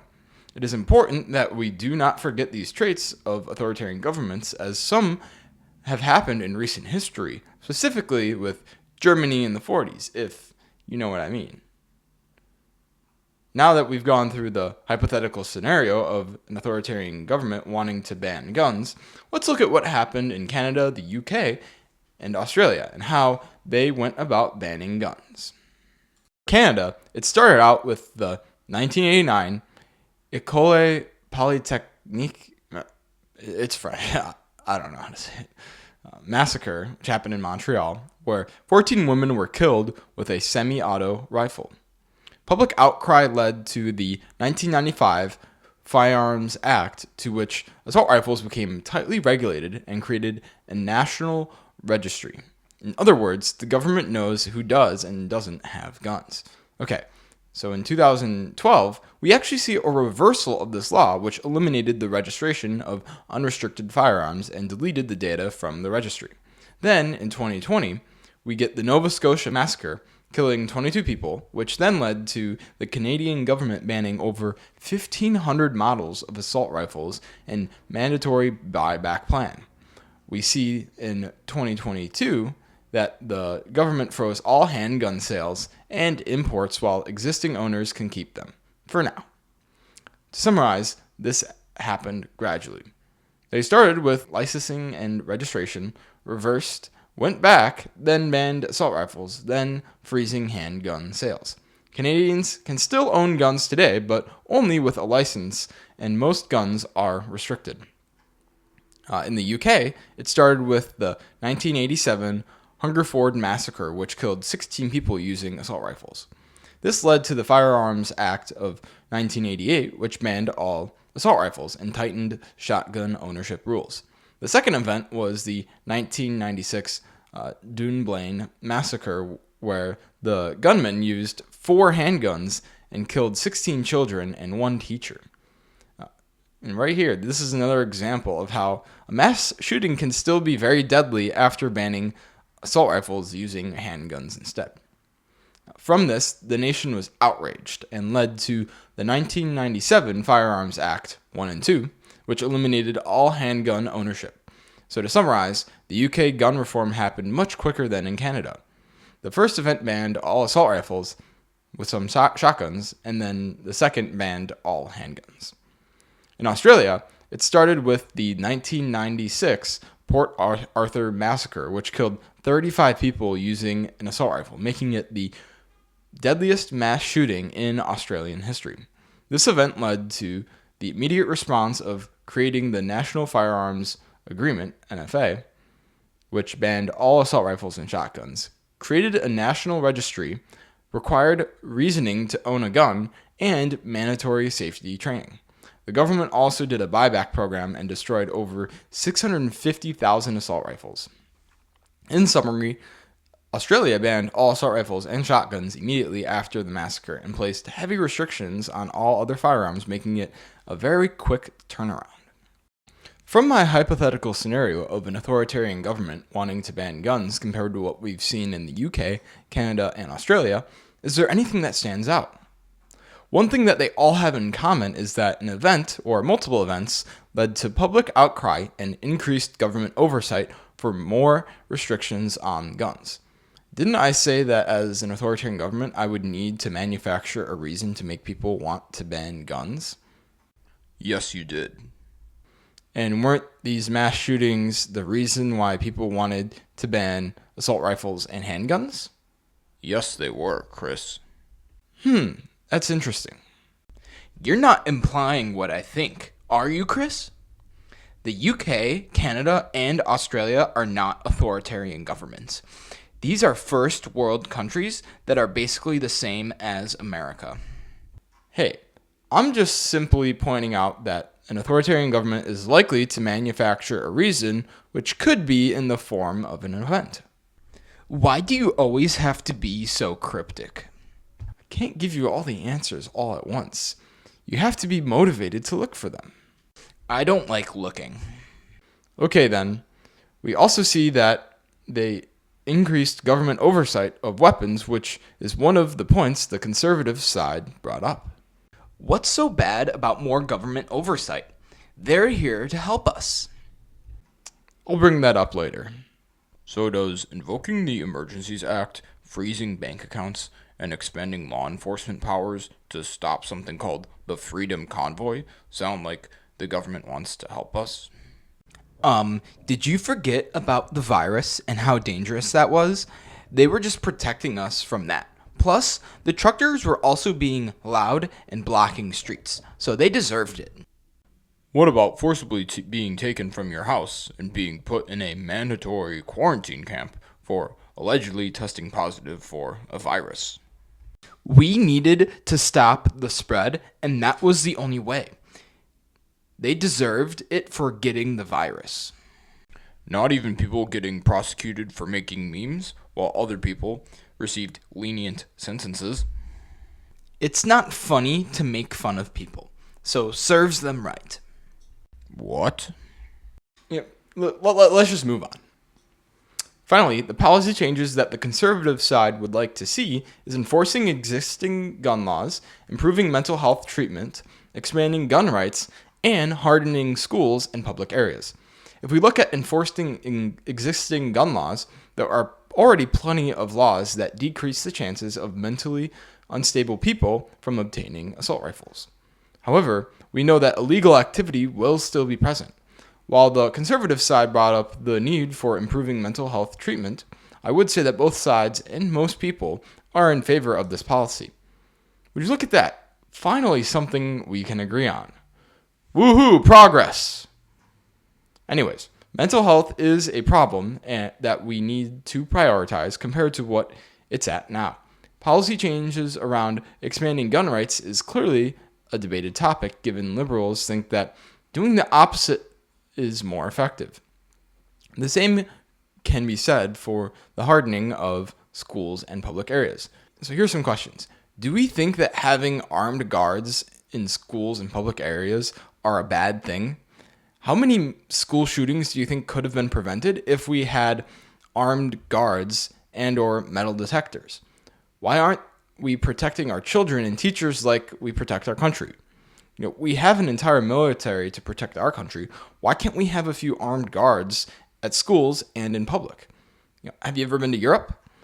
What do you notice when you're walking around in public in Europe? Armed military personnel. Maybe that's part of the reason why Europe doesn't have as many mass shootings. From my point of view, it seems like we're figuring out some great ways to reduce mass shootings without banning any weapons. Would you agree? So after reviewing both sides of this debate, there are several things that I've noticed. First, the biggest flaw is that the solutions liberals advocate for do nothing to account for the fact that people can still buy these guns illegally, ultimately leading to what I believe will be gangs controlling the trade of assault rifles. Second, there is no indication that banning assault rifles will actually stop mass shootings. Even if all assault rifles were taken away, including ones being used illegally, people will just use multiple pistols or handguns, as we saw in the UK. Third, if you want to ban assault rifles to save lives, there are many other weapon types that should be banned first over assault rifles. Fourth, banning assault rifles would only decrease homicide deaths by 2%, which is basically nothing.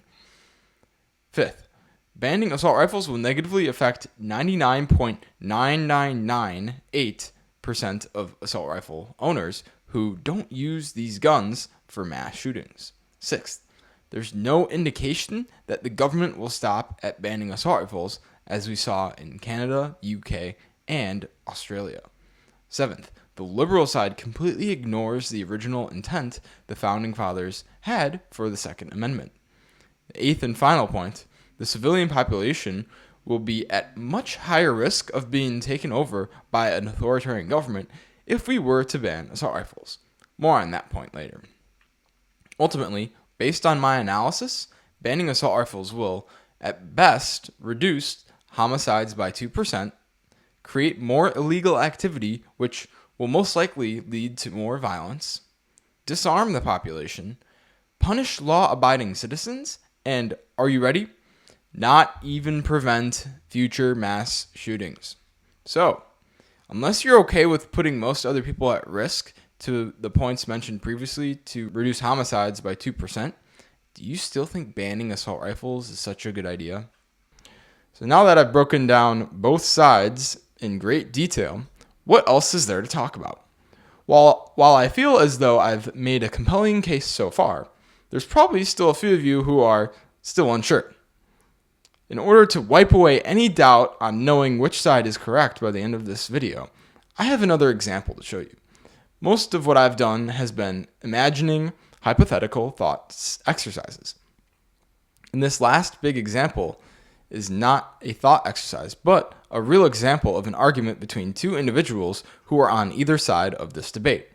Most of the video up to this point has been more on the speculation side of things, while also including a great deal of facts and evidence. With a real example of a debate, this will be the true indicator as to which side is correct. So enough talk, let's get into it. So here's the conversation I had about guns with one of my smart friends I'll refer to as Tom. For context, I was talking to Tom on the phone about how I was quitting my job to ultimately make a YouTube channel. Now I'm finally doing it. At this point, I knew that my first video was going to be on this topic of, do we really need guns? So I told him that. Tom asked what my stance was, to which I said that I do believe we need guns to protect ourselves from an authoritarian government. Tom said that he disagreed, as I expected, but was willing to hear me out. So I sent him a video that I thought might change his mind. I included that video in the video description, so if you want to watch it, please do. And I'll be talking about it a lot throughout this text conversation, so it could be really helpful to watch it. It's only a 9-minute video, so it's not super long. We then had a long conversation over text. I want you to keep in mind that Tom is one of the smartest people I know. I'm telling you this because sometimes very intelligent people are so brainwashed that they can't see that they're wrong even when they prove themselves wrong. In this text conversation, you'll see what I mean. And just to clarify, I'm taking the stance that we, the civilians, need to have guns, specifically assault rifles, to protect ourselves from a potential authoritarian government.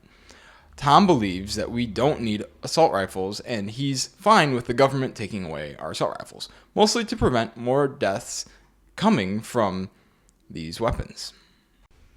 Tom watched the video and started out by saying he found it alarming, stating the guy who made the video states several viewpoints without evidence, draws false equivalencies between things that not all people understand, and things typically labeled as conspiracy theories, and most egregiously, ignores broad historical context to create a false narrative that gun control was a primary driving force behind enabling the genocides that have occurred in modern history.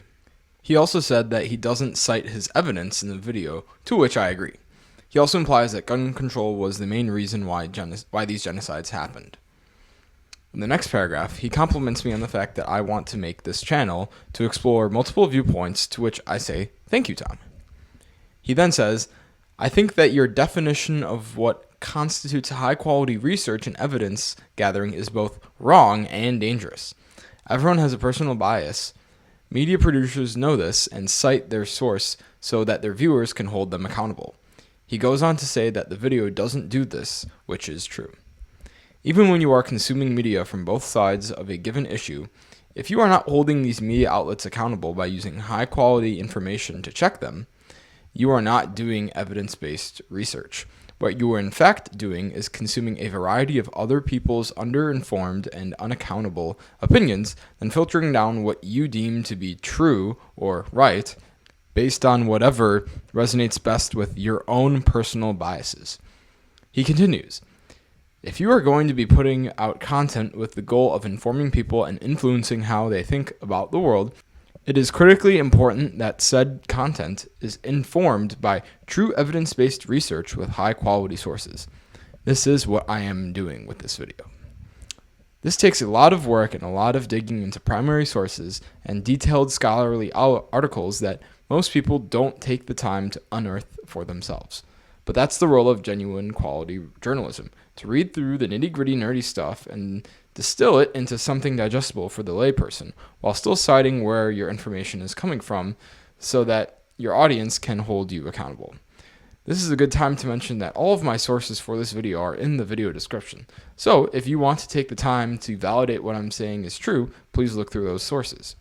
He finishes by saying, to do anything less than this would be irresponsible, unethical, and harmful, to which I agree. I follow up with a few paragraphs of texts myself. I start out by admitting that he makes lots of claims without citing evidence, which is true. I then point out that it seems to me that you didn't do any research to verify if the claims that he is making are true. One thing I did tell you multiple times in our conversation was that you need to do your own research before truly coming to a conclusion on a certain topic. Based off of your reaction, it seems that you figured he was incorrect. Let's dig into that one for a second. Something that I noticed immediately when reading his initial texts is that he's implying that this information is incorrect since he uses the terms false narrative, false equivalencies, underinformed, and unaccountable opinions. Now, what did I just say that I told him multiple times? Do your own research. Based on his response, do you think that Tom decided to do any research after watching this video to see if what the video is saying is a false narrative or a false equivalency? The answer here is no.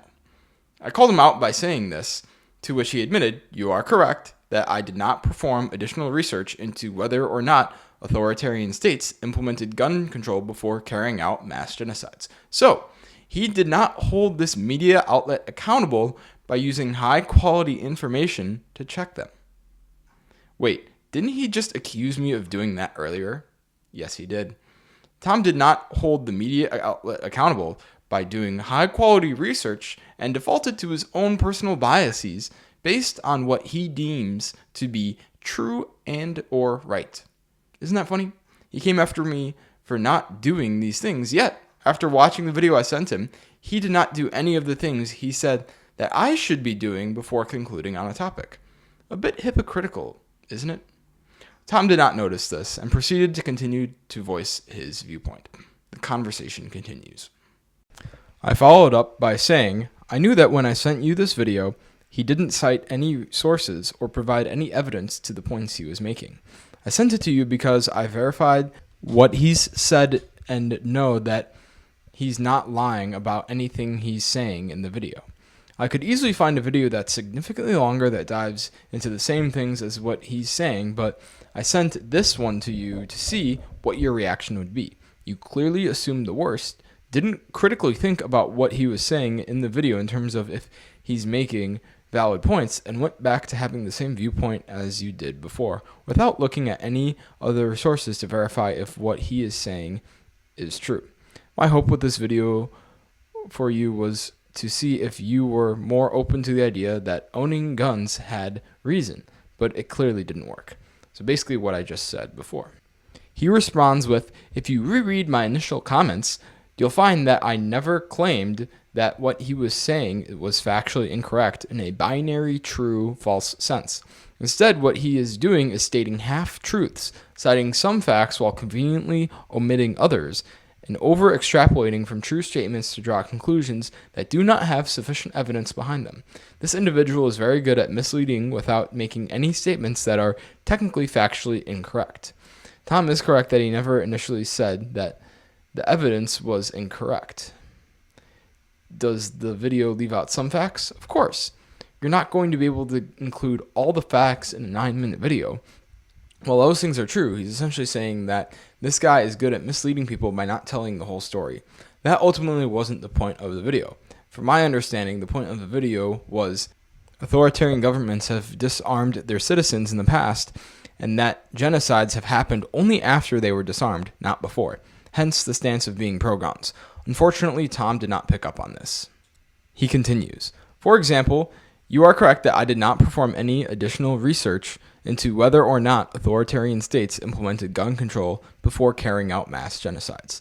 This is not because I am assuming that it is false before even thinking about it, but because I know enough about the broader history of the Jewish people and the rise of the N party to think critically about what you showed me. This led me to conclude that whether or not Jews had guns available to them is not a significant factor in how the H came to be. This guy in the video conveniently ignores this broader context in order to push the narrative that he wants to." Okay, so I see now. Tom here knows enough about the H to determine that guns wouldn't have made a difference in how it all went down. Now, I will admit that there's a lot of history leading up to what was eventually the H, which is important to know to understand the context of how it all happened. However, that's not what I'm here to discuss. What I'm focused on is whether taking away guns was a necessary step and how it all went down. I can't say that I know everything about that event, but after doing research, I would say that taking away guns was the most important step in making sure it was successful. Now, that is a big statement to make, but I'm going to back up my claims here in a bit. Before my next response, he finishes off by saying, and given the broader historical context that is being ignored here, it is not logically valid, in my opinion, to use the H to justify today's gun rights. Before he said this, I had done zero research on if the U.S. had used the H to justify gun rights. I can't remember exactly what I looked up, but all I remember is that the first article that came up was titled How That Group Used Gun Control by the National Review.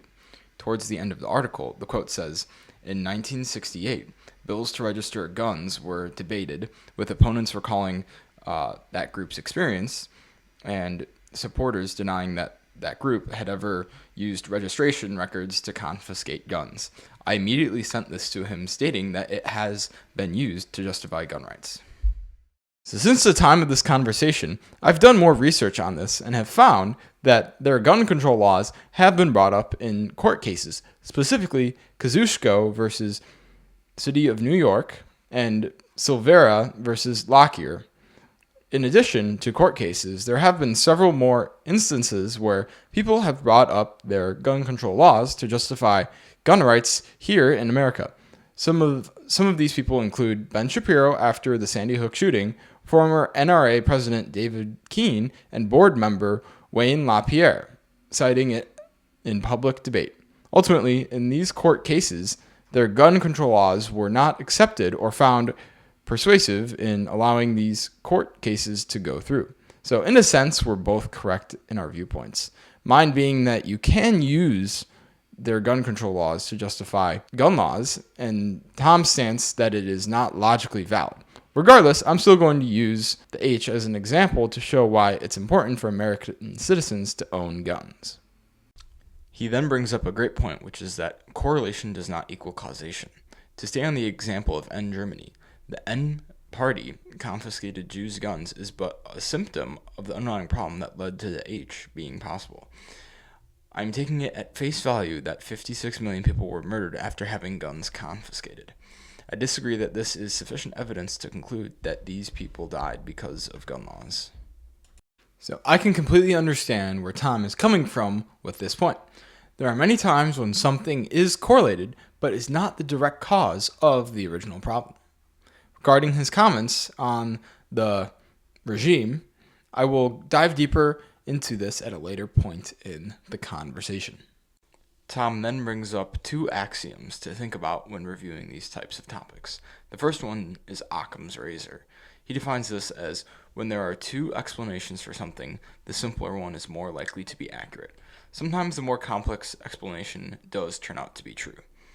And the second axiom he brings up is extraordinary claims require extraordinary evidence. His final comment is in the form of the question, is there enough evidence to confirm what I'm being told? To summarize what I believe Tom is getting at, making the claim that 56 million people were murdered after having guns confiscated is an extraordinary claim. Do you have any extraordinary evidence to prove this? The video that I sent Tom did show evidence, but not in a way that gave any sources, even though the information is accurate. I'm going to give you that evidence right now. But before we get into the evidence, I wanted to ask the question, what are we trying to determine here? We want to know if citizens having their guns taken away leads to genocides. This is not the same thing as the original intent behind the genocide. What we are trying to determine here is if guns are being taken away from citizens by an authoritarian government, does that lead to a genocide? Stated differently, is gun restrictions preceding or coinciding a genocide a common theme? It's important to make this distinction because otherwise, we may be arguing two different points that both could be correct. So, how would we go about determining this? What we would need to see is, in this order, gun restrictions, guns being taken away, and then a genocide.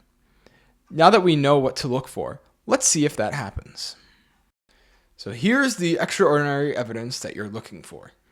There have been 8 attempted genocides in the 20th century.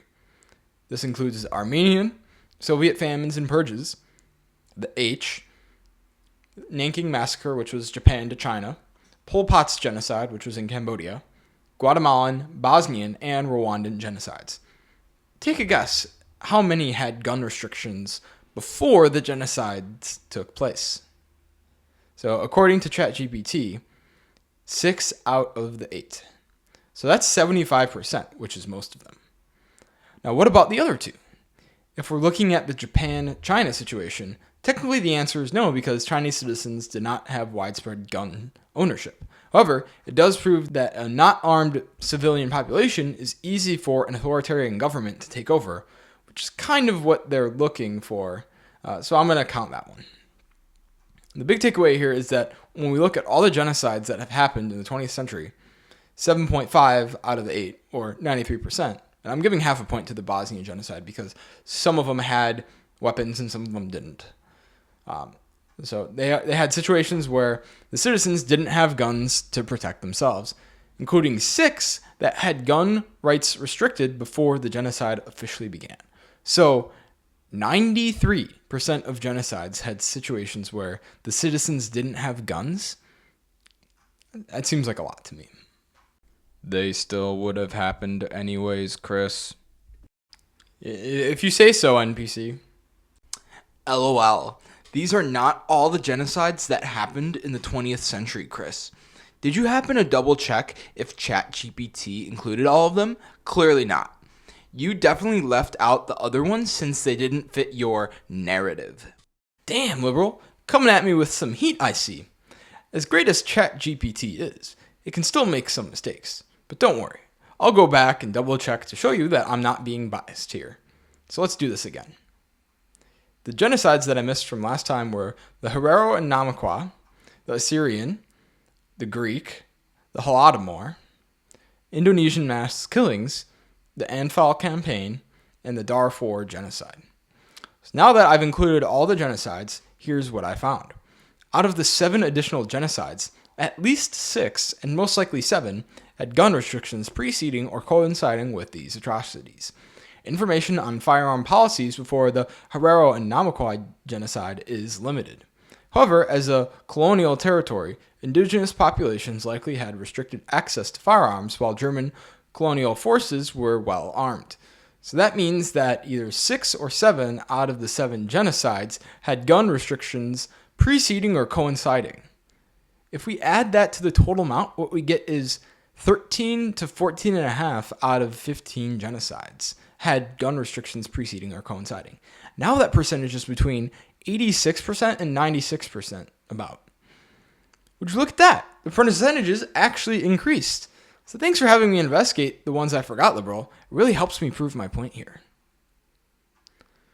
Oof. Okay, now I'm no genius, but it seems like gun restrictions preceding or coinciding with genocides is a common theme to me. What do you think? After Tom responded with the axioms to consider, I started to answer his question of, is there enough evidence to confirm what I'm being told? Using the example of AH in Germany, I brought up the point of why didn't he proceed with the event before they took their guns away. I then say there's no doubt that the German military could easily take out all Jewish civilians with the resources they had, so why didn't they? Tom acknowledges this point as true by saying the German military could easily take out all the Jewish civilians with the resources they had. He then gives his opinion on the entire H situation regarding guns. Tom states, the cause of the H was century or even millennia of the Jewish people being shunned from mainstream European society, then scapegoated, persecuted, and murdered and or exiled when things went south. It was not a lack of guns. Had the group begun the final solution before disarming Jews in Germany, the H still would have happened, albeit with more group members dying in the process. Because as you yourself acknowledged, there's no doubt that the German military could have easily taken out all the Jewish civilians with the resources they had. So to summarize what Tom is saying here, His opinion is that given everything that happened prior to the physical rounding up and killing of Jews, guns would not have made a difference in the outcome. He agrees that more of the group would have been killed in the process if they hadn't taken their guns away, but since the group had more power, they would have broken through. To some degree, I agree with this statement. I agree that the gun restriction laws weren't the underlying reason as to why this all started in the first place. It was very clear that AH viewed the Jews as an inferior race, which then led to scapegoating Jews for Germany's problems. No one out there disputes that. However, if we look at the situation from a factual perspective, the final solution didn't happen until the Jews' guns were taken away. While there were many events that preceded the confiscation of guns that were clearly indicators that something terrible was bound to happen, the final solution didn't happen until the Jews' guns were taken away. Saying that it would have happened anyways doesn't mean anything since it didn't happen that way.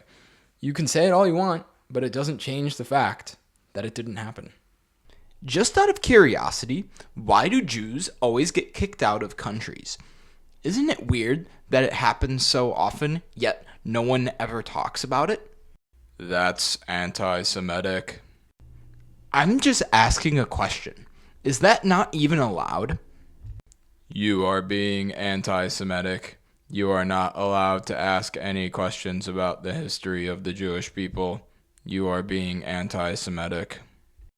Going deeper on Tom's point of it would have happened anyways, I want to look at all the major events that led up to the actual event to see when it becomes blatantly obvious that a genocide was in the works. The point I'm trying to make here is to show you that this is going to happen well before guns were taken away, then asking the question of why didn't it happen at this point in time. For simplicity, I'm using the timeline on Wikipedia. The main events that stood out to me were the building of concentration camps starting in 1933, the burning of Jewish books, Jews being banned from journalism, law, and medicine, revoked citizenship, additional taxes, seizure of property, and more. There were plenty of signs and opportunities that the group had to officially start the H, yet they didn't go through with it until they had their guns taken away. Feel free to look through this yourself and you be the judge. For me personally, what gave it away was the fact that they were building lots of concentration camps starting immediately once AH came to power in 1933. Some of you might be asking, how did the Jews not know about these camps, or why weren't they worried about them?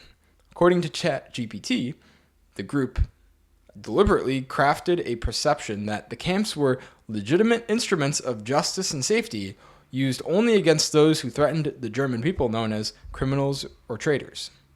They used euphemistic language and state media reinforcement to convince the public to either accept or ignore the camp's existence. Hey, isn't control over media and censorship one of the traits of an authoritarian government? Yes, it is. Obviously, the group was an authoritarian government, so it makes sense that these tactics were used at this time. Many Jews did not know this and unfortunately stayed in Germany. I never thought about this before, but did you guys ever notice that FEMA is building emergency response facilities, logistical centers, and temporary disaster housing units all over the U.S.? Based on what I've just heard about what that group did, I'm getting the sense that this could be something similar to concentration camps. Just a hunch, though. I never thought of that either, conservative. Guys, do you know what FEMA stands for? Federal Emergency Management Agency. Their main goal is to respond to natural and man-made disasters, providing aid and support to affected communities through the facilities and temporary housing they've built. Saying that these facilities would be used to detain large populations like concentration camps is a dangerous claim to make with no evidence. A claim like this is what gets people to believe in conspiracy theories. You guys make me sick. First off, I never claimed that it was true, just that there's some similarities between the two. Also, did you say man-made disasters? Wouldn't that be something the government could manufacture as a reason to push more government oversight? Wow, you just can't help yourself, can you? You think this is so funny, don't you? Well, it's not. Okay, YouTube, that's enough. We're gonna move on. Tom then asks the question, what's the parallel to today's debate? He reiterates the point I made earlier, which is that if we were in an authoritarian government, which is hypothetical, of course, they would be able to overpower the citizens. He finishes off his message by asking the questions, so where does this leave us? How do we fight to stop the next event?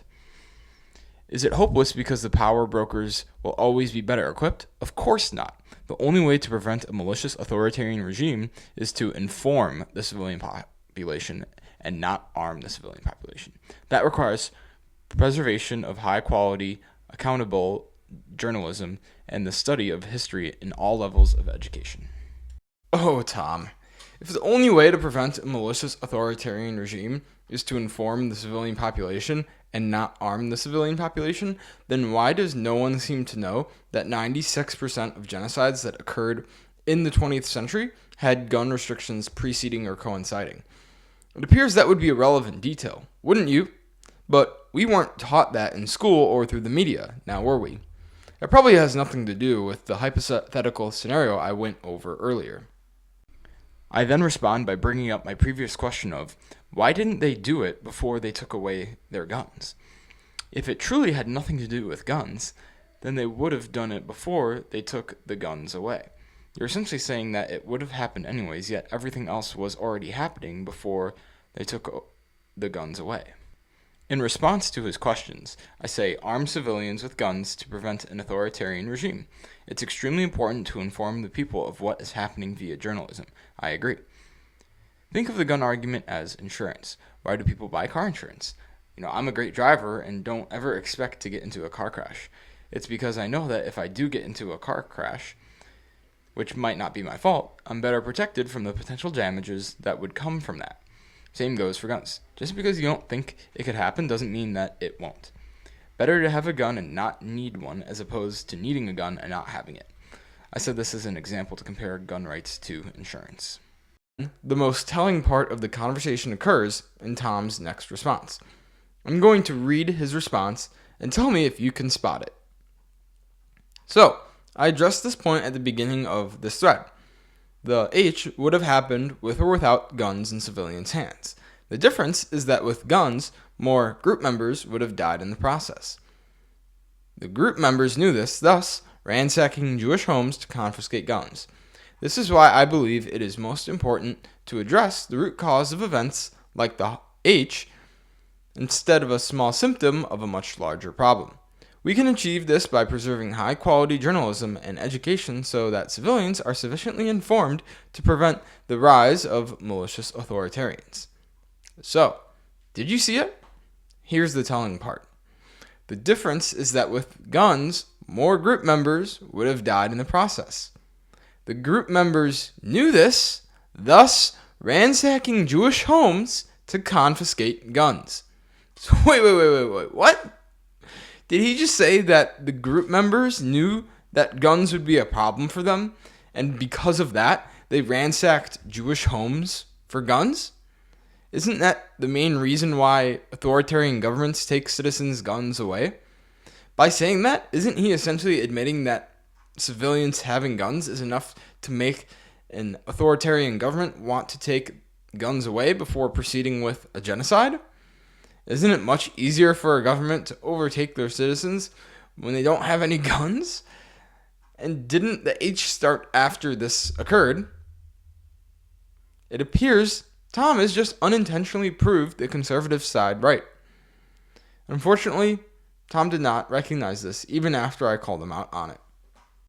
Tom makes his final comment of the conversation. I think we've reached the point where we're going in circles. In the situations that you're talking about, people can defend themselves with pistols, hunting rifles, etc., and not weapons that are designed only to kill other humans in wartime scenarios. Even you truly do believe that guns beyond these are necessary for this hypothetical scenario where we need to defend ourselves from a malicious government. Is it really worth the collateral damage of lives lost to these weapons in the meantime? Based on what I've covered in this video up to this point, what's your answer to this question? Leave a comment with your answer. In my final response, I comment about the path of least resistance and pose a few questions. Now think about this. Why would the government want to take away our guns if they don't want to do anything to us? They wouldn't because they don't care. Now, if an authoritarian government was in place and they wanted to take us over, would they want to choose the path of most resistance or lowest resistance? It would be the lowest resistance, which would be convincing the citizens to give their guns over to the government. This is the main reason why people want to have assault rifles. To tag on to this point, if an authoritarian government wanted to take the path of least resistance, which type of guns would they want to take away or ban first? The ones that would be used for wartime scenarios, as Tom would say. And what guns are those? Oh, isn't that interesting? So I have a few more questions I want to ask based on this conversation. Wasn't sure where to put these questions, so I decided to put them here. So the first question is, if an authoritarian government is taking over the citizens, what type of guns do you think they'd use to do so? That's the first one. Regarding Tom's wartime scenario reasoning, isn't a civil war a war? That was the second one. If people are following the law and not committing crimes, why would anyone care what we do with our guns? And why do they care? So those are the last few questions. And so now that I'm finished going over this conversation, in great detail, I'll say, I wanted to say that I certainly wasn't expecting to have that long and in-depth of a conversation with Tom. However, it worked out to my favor as it gave me amazing content for this video. So thanks, Tom. I do believe that this conversation is a perfect example of what an educated debate over whether or not citizens should be able to own assault rifles and how different people think about this topic. While most of this video has been a great history lesson, what if we look at the current situation today in America? When looking at states specifically, we see that overall, states have trended towards expanding gun rights since the year 2000. Some examples include Vermont being the only state to allow constitutional carry in 2000 to now 27 states, increased stand your ground laws, and eased regulations. However, in liberal states including New York, California, Illinois, New Jersey, Connecticut, and Massachusetts, we have seen gun restrictions increased. If we look at politicians, there are plenty that advocate for increasing gun restrictions, including the former President Joe Biden, former Vice President Kamala Harris, former Speaker of the House Nancy Pelosi, Senators Chris Murphy and Richard Blumenthal, and Representatives Lucy McBath and Susan Wild, to name a few. And just to clarify, the three most important people to hold office from 2021 to 2025 are big advocates for banning assault rifles. While there have been several attempts to push more federal legislation towards assault rifle restrictions in the past 5 years, the only thing that has successfully passed was the Bipartisan Safer Communities Act of 2022, which did not include an assault weapons ban. They tried, but failed. Overall, gun rights have only expanded over the past 25 years, and recent attempts to pass legislation on an assault weapons ban have failed. To put it simply, gun rights are winning. Yet, we still see the three most important people to hold office from 2021 to 2025 advocating for banning assault rifles. I wonder why that might be. Chris, you can't seriously be implying what I think you are you? Hey, I'm not implying anything. I'm just contemplating why that might be. There is no way that you actually believe this could happen in America, right? It would never happen here, Chris. You really just don't understand, do you? Many people are dying from mass shootings every year, and we need to do something about it. How can you not see this? Am I the one who is blind, or are you? Before I summarize what I've discussed in this video, I have some final questions for you to think about on this topic. If it really is such a problem in America, how many people do you know personally that have died in a mass shooting?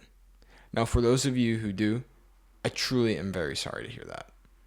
Really, I really am. But for those of you who haven't, how big of a problem could it be if you don't know someone personally who's died from a mass shooting? Now, how many of you know someone who's died from heart disease or cancer, a stroke, Alzheimer's, a car accident, drug overdose, suicide. I know I have from a few of these categories. I think, well, hope, you get the point I'm trying to make here. Now that I finally, yes, finally, covered everything I wanted to in this video, it's time for a quick review. I'm glad this is finally over. I'm sure you are, liberal. We started by learning about both sides of the gun argument and why each side believes they're correct. I then discussed the Second Amendment and the reason the Founding Fathers included it in the Constitution. After that, I broke down the liberal side and highlighted their main points, which were increased background checks, banning assault rifles, stopping mass shootings, and no practical use for civilians to own assault rifles. I included examples of prohibition, unforeseen consequences, homicides by firearm types, deaths by type of cause, banning cars, and then universal background checks for assault rifles. Then I broke down the conservative side. Their main points included assault rifle ownership compared to mass shootings, a thought exercise around high and low gun ownership, how banning assault rifles might not lead to reduction in mass shootings, and the slippery slope argument. I then did a thought exercise around what an authoritarian government would do if they wanted to take guns away from their citizens in a calculated way. This included control over media slash censorship, spy on their civilians through surveillance, intimidation and harassment of journalists, and manipulation of education and history. I then discussed what happened with foreign countries banning guns, including Canada, the UK, and Australia, and finished with policy changes conservatives want to see. I provided a detailed breakdown of a conversation I had with my friend, which included examples of results of genocides in the 20th century, what happened with the H, and giving my thoughts around Tom's comment of, it would have happened anyways. Finally, I finished off by explaining the current situation in America, my personal experience, and some final questions for you all to think about on this topic. And there you have it, my take on the entire gun rights debate. It only took me over 2 hours to get it all out, but I got it done. Honestly, I could have talked longer, but I've said what has needed to be said. The goal for me was to provide you with the full story in a way you've never thought about it before.